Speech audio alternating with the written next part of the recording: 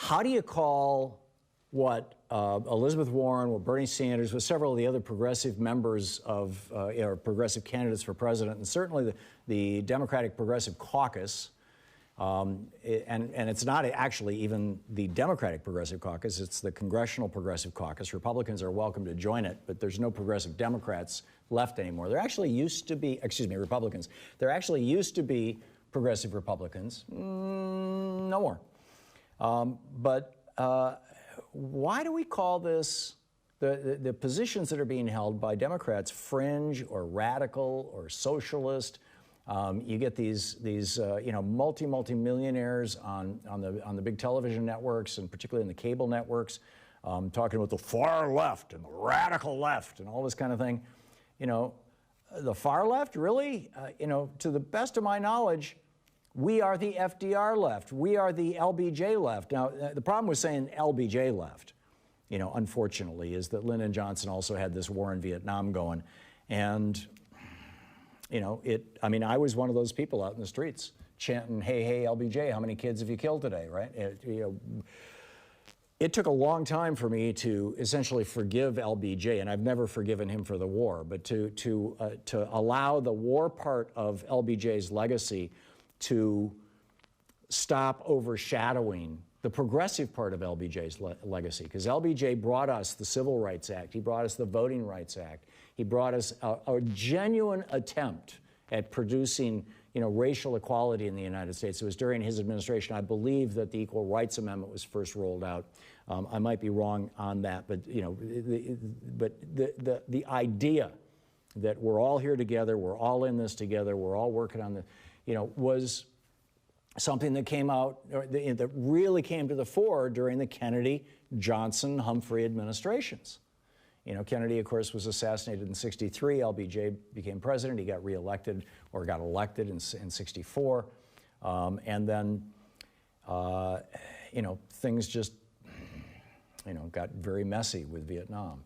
But he also brought us Medicare. He brought us Medicaid.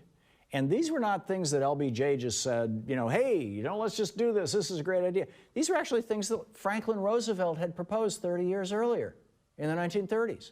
Actually, 20 years earlier, from the 1960s, it was the 1940s that Franklin Roosevelt gave his, Second Bill of Rights speech, where he said housing should be a right, a job should be a right. And what that means, if something's a right, it means that the government provides it if the so-called free market, if the economy of capitalism fails to. So, we had capitalist fire departments for a long time in the United States. My dad grew up in Chicago back in the 1920s and 1930s.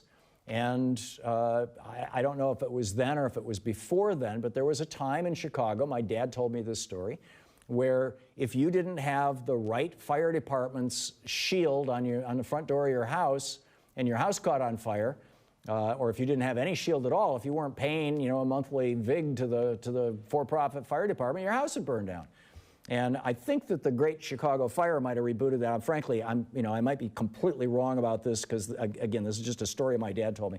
But I know that all over the country there were these for-profit fire departments, and we figured out, there are some things that the for-profit world does well, right? They make blue jeans, they make computers, but they don't build roads very well. They don't run fire departments very well. God forbid they should run our police departments or our Army, which, by the way, about half of our military budget now is going to for-profit corporations, which is mind-boggling when you consider how large our military budget is. But why do we allow, and by the way, if every time one of these, I almost said a word you can't say on the air, every time one of these idiots on cable TV or even regular network television says the far left or the fringe or the radical left or the socialists or the democratic socialists, every time they say that, why do we not push back on social media? Why are we not raising hell on Twitter and saying, no, we are FDR Democrats. We are trying to bring back the legacy of Franklin Roosevelt that built not just the Democratic Party, that built the American middle class. Pure and simple. The American middle class was decimated under the practices of Harding and Coolidge and Hoover in the 1920s. Warren Harding ran for president in 1920. The top tax rate at that point in time, left over from Woodrow Wilson, was 91%. It kicked in at 91% after about $3 million in annual income in today's dollars, as I recall. But at some point, it kicked in. It was 91%. And Harding, and there was government regulation of the marketplace. The Panic of 1896 was one of the things that really led to this. There was this massive crash in the late 1890s that people in the 1920s were still remember. In fact, 1919, 1920, I mean, pretty much everybody remembered. And so there had been some really serious regulations put on banks and put on stockbrokers and things like this. And there was a lot of talk about creating what we now know as the Fed, which came about, as I recall, in 1913. And they had just, the Republicans using what today we would call Reaganomics had just devastated America. So Warren Harding, he ran on two things. Number one, lower taxes. And he did. He dropped them down to 25% when he became president. And number two, more business and government, less government and business, which is deregulation and privatization, or privatization and deregulation, actually, the way I just laid it out. And what did it bring us? It brought us the Roaring '20s. Well, what was the Roaring '20s? Well, people think that the Roaring '20s was when everybody got richer. Actually, working people during the Roaring '20s saw their incomes go down, just like now. The really rich made a fortune, and the stock market exploded. And we are living in the echo of that right now. So why don't we say this? Robert Reich laid this out. It's just absolutely brilliant. He's like, because these guys who are saying, it's the fringe, it's the radicals, it's the hard left, the far left, right? Talking as if we're not the center of America. You may call me whatever you want. You can call me a democratic socialist. You can call it doesn't matter. But the positions that I'm talking about, just consider this. 76% of Americans want higher taxes on the super rich. 60% of Americans want a wealth tax on fortunes of over $50 million.